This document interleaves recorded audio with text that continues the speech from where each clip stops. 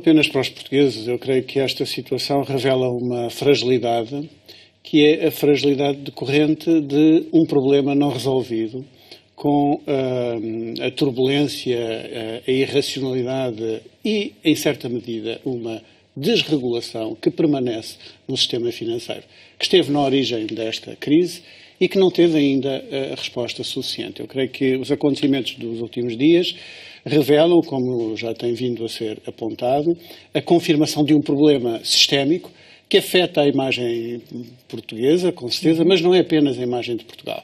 É, de facto, um problema que permanece de uma regulação insuficiente do nosso sistema financeiro, a nível europeu, a nível global, eu diria mesmo. E esse problema está aí. E isso significa que o virar de página em relação à crise internacional é muito ilusório. E nós estamos confrontados com dimensões desse problema. Mas não quero deixar de dizer à cabeça, para que não exista nenhuma dúvida e para não cometer o erro que outros cometeram noutras circunstâncias, que o problema que temos hoje no BES não é um problema que tenha tido origem nem nos reguladores, nem no governo, teve origem nos atos de gestão do BES e do Grupo Espírito Santo, atos de gestão que são, com certeza, têm todos os indícios de ser irresponsáveis, de terem traído a confiança de investidores e de clientes e a justificar, naturalmente, a investigação criminal para o apuramento de responsabilidades. Apesar de tudo e perante aquilo que o BPN e a decisão do Governo da altura significou para o país, o que é que considera desta resolução encontrada no domingo? Bom, a resolução que foi encontrada no domingo, ou que foi anunciada no domingo, é uma decisão que acontece numa situação já muito extrema. A primeira pergunta que nos devíamos fazer é se era necessário deixar as coisas chegar a este ponto, ao ponto em que, porventura, não haveria alternativa melhor do que esta. Mas se, com todos os sinais que existiram a propósito dos problemas da exposição do BES ao Grupo Espírito Santo, todas as manifestações, os alertas que chegaram aos reguladores, teria sido possível uma outra intervenção mais atempada, porventura uma intervenção exclusivamente privada, que tivesse evitado esta solução. Agora, sobre esta solução, o Governo e os reguladores... também para o BPN, há anos, antes da intervenção que o Estado fez, que a imprensa referia práticas estranhas, diferentes no BPN relativamente a toda a banca. Repare, eu acompanho o Governador do Banco de Portugal quando diz a propósito desta situação, como já dizia o anterior Governador do Banco de Portugal, que há certas práticas que é difícil de detectar por antecipação. A única coisa que estranho é que alguns tenham dois pesos e duas medidas na avaliação de uns e de outros. Mas este caso é um caso, tem contornos particulares, cada caso é um caso.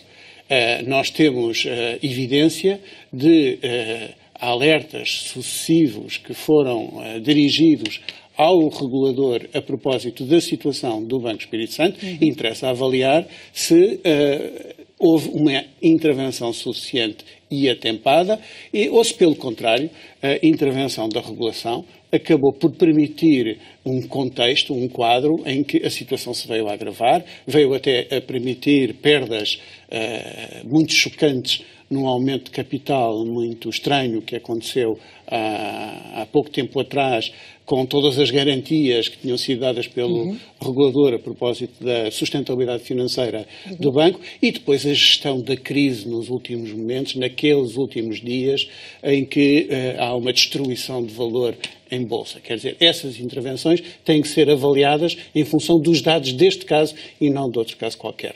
E é sobre essa gestão nos últimos dias, estamos a falar dos últimos dias da semana passada, que tem algumas dúvidas sobre a forma como foi feito. Eu creio que há explicações a dar que são tanto mais necessárias quanto têm sido transmitidas mensagens enganosas a propósito da intervenção. Mensagens enganosas a propósito, desde logo, da natureza alegadamente não pública desta intervenção. Em segundo lugar, sobre o alegado alheamento do Governo, como se o Governo tivesse sido notificado de uma decisão que, quando muito, acompanhou, mas que pertence ao Banco de Portugal. E, finalmente, quanto à ausência de riscos desta operação. E, a propósito desses 3 pontos, parece-me que existem mensagens enganosas. Em primeiro, quanto à natureza alegadamente não pública desta intervenção. Vamos ver se nos entendemos. O dinheiro envolvido nesta operação é essencialmente dinheiro público.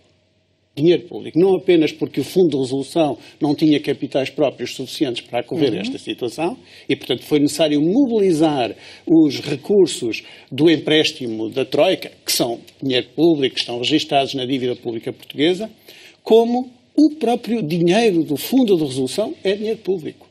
Criou-se uma ideia falsa de que o Fundo de Resolução era uma espécie de uma mútua, de uma organização mutualista dos privados, como se os bancos privados fossem acionistas de um fundo privado para acorrer aos seus riscos. Falso. Aquele Fundo de Resolução é um fundo público. Ele está constituído junto do Banco de Portugal. É uma pessoa coletiva de direito público, um instituto público de regime especial. Aplica-se-lhe subsidiariamente o regime dos institutos públicos. Não é gerido pelos bancos privados. Ele é gerido por personalidades nomeadas pela Ministra das Finanças, pelo Ministro das Finanças, que estiverem em funções, e pelo Governador do Banco de Portugal.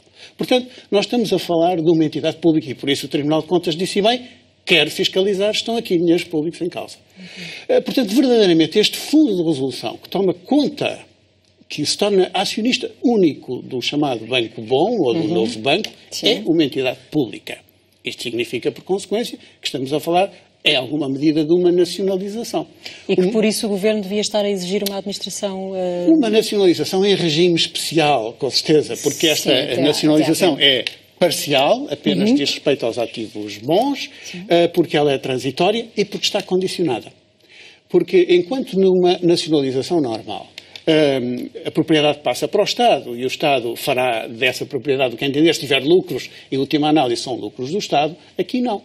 Aqui, se houver lucros numa venda futura deste banco bom, esses lucros não revertem para o Estado. Estes lucros revertem para o banco mau. Estes lucros revertem para os credores e para os acionistas do Banco Espírito Santo. Por isso eu digo que é uma nacionalização parcial, transitória e condicionada. Para o banco mau? Como?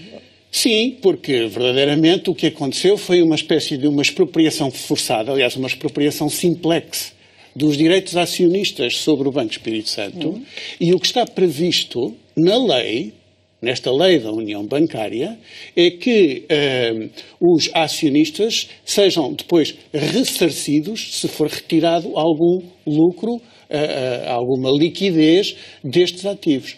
Aliás, há um princípio... Mas não ficaram duas entidades completamente independentes? Ainda há uma ligação entre o Banco Mau e o Banco Bom? Há direitos de uns em relação aos outros. Está, aliás, previsto. Será preciso alterar a lei para que isso não seja assim? Nem pode ser feito, porque a medida está tomada ao abrigo desta lei. Okay. Está, aliás, previsto na lei este princípio, que é o seguinte... E veja bem, Ana Lourenço, e por isso Francisco Louçã disse que esta solução iria conduzir a um inferno de litigância judicial. Exatamente. Está previsto na lei que os credores do Banco Espírito Santo, tal como ele existe hoje, não podem ter no Banco Mau um prejuízo superior àquele que teriam se houvesse uma liquidação total do Banco Espírito Santo. Isto é, porque realmente eles são credores, não do Banco Mau, eles são credores de um universo que tinha imparidades, mas tinha também ativos. Mas que foi extinta no domingo passado. Bom, foi extinta, mas eles têm esses direitos de crédito. E, portanto, está previsto a existência de uma entidade independente que vai avaliar quais seriam os direitos de crédito que os diferentes tipos de credores teriam à data da liquidação do banco, se ela tivesse ocorrido em vez de ter acontecido a resolução. Já vê a litigância que isso certamente vai suscitar e, por isso, esta é uma solução que está muito longe de estar isenta. Mas essa sua análise, e nós ainda vamos aos outros 2 pontos que identificou, essa sua análise resultaria num interesse em desvalorizar aquilo que é hoje o Banco Bom? Bom, para facilitar o surgimento de candidatos à compra, de interessados na compra e para que os outros acionistas não fossem beneficiados, correto? Bom, sem dúvida que uma desvalorização do banco Espírito Santo, à data desta medida, diminui os direitos dos credores do Banco Espírito Santo. Porque eles têm direito sobre uma realidade que vale menos e, portanto, a possibilidade de verem ressarcidos os seus prejuízos é menor. O que eu quero sublinhar com isto, e este é o meu primeiro ponto, é que esta intervenção é uma intervenção pública, feita com dinheiros públicos, que tem por isso que ser controlada pelo Tribunal de Contas e muito bem, e o Fundo de Resolução é uma entidade pública, ao contrário do que se pretende fazer crer. Então, a segunda ideia que tem corrido é a ideia de que o Governo tem pouco a ver com isto. Isto é uma decisão do Banco de Portugal, notificada a altas horas da noite, quando muito o Ministério das Finanças, o Sr. Ministro das Finanças, o Governo, foi sendo informado e foi acompanhando este processo de decisão.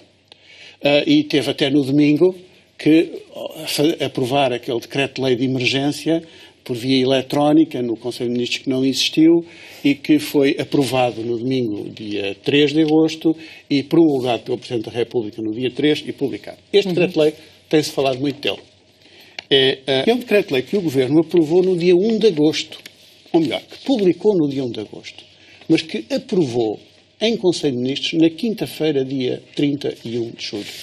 E que, de facto, não consta a existência desta alteração, deste decreto, do comunicado desse mesmo Conselho de Ministros. Exatamente. Este decreto-lei, que é um decreto-lei aprovado, então, na quinta-feira de manhã em Conselho de Ministros, no dia 31 de julho, não consta, está omisso no comunicado do Conselho de Ministros, dia 31 de julho. Portanto, foi uma aprovação feita clandestinamente, sem ser dada nota pública disso.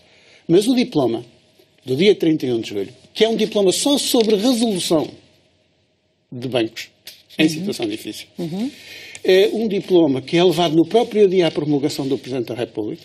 E foi promulgado. É promulgado no próprio dia e depois a publicação só acontece em Diário da República, em suplemento, na sexta-feira, às 10 para a meia-noite, depois do fecho dos mercados. O que é que a existência deste diploma sobre resolução nos diz? Diz-nos que o Governo, na quinta-feira de manhã, já estava a construir com o Banco de Portugal a solução de resolução do BES. A construí-la e a viabilizá-la juridicamente. Em bom rigor, estaria até alguns dias antes, porque ninguém consegue aprovar um diploma com vários artigos, redigindo-os na própria quinta-feira. Portanto, foi naqueles dias em que se esperava a divulgação dos prejuízos do BES, que aconteceu na quarta-feira. Anterior, à noite, eram 10 da noite. Que, certamente, Governo e Banco de Portugal foram preparando a operação de resolução do Banco Espírito Santo. Mas com uma particularidade. É que esta intervenção acontece, estes atos preparatórios acontecem, permanecendo o BES cotado em bolsa. E naqueles 2 dias, de quinta e de sexta-feira, há uma destruição de valor da ordem de 62% do valor do banco. Portanto, muitos acionistas perderam dinheiro, alguns salvaram algum dinheiro com vendas que a CMVM está neste momento a investigar. Estamos a falar da PT, nomeadamente. Não tanto da PT, porque a notícia que eu tenho da PT é que a PT fez levantamentos ao longo do último mês. O que está agora em avaliação são os movimentos ocorridos entre quinta e sexta-feira, em particular na sexta-feira a partir das 3h04, altura em que há, 3h04 da tarde, altura em que há uma queda a pique do valor das ações do Banco Espírito Santo. Quando o BCE informa que termina... Não sabemos se é quando o BCE informa. O que é seguro é que isso acontece no momento em que várias pessoas tinham que saber, que o processo de resolução do banco estava em marcha, estava legislação a ser aprovada pelo Governo, em articulação com o Banco de Portugal, com o Presidente da República. Ou seja, a sua dúvida tem a ver com o facto de esta alteração, ela vem conformar a possibilidade da resolução que é decidida ou que é anunciada no domingo. Vem viabilizar juridicamente, nos termos em que aconteceu, a operação de resolução. Portanto, os resultados do BES foram divulgados, lembramos-nos bem, quarta-feira às 10 da noite e, portanto, aí foram públicos. Provavelmente o Governo teria conhecimento antes disso daquilo que seriam os resultados do BES.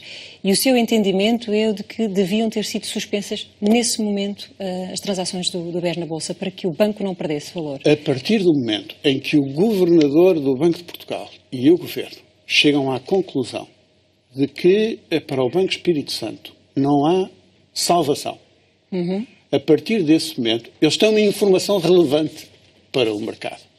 E, portanto, a destruição de valor que acontece naqueles momentos. O risco de uma fuga de informação quanto a essa intervenção é imenso. É imenso. E o que eu constato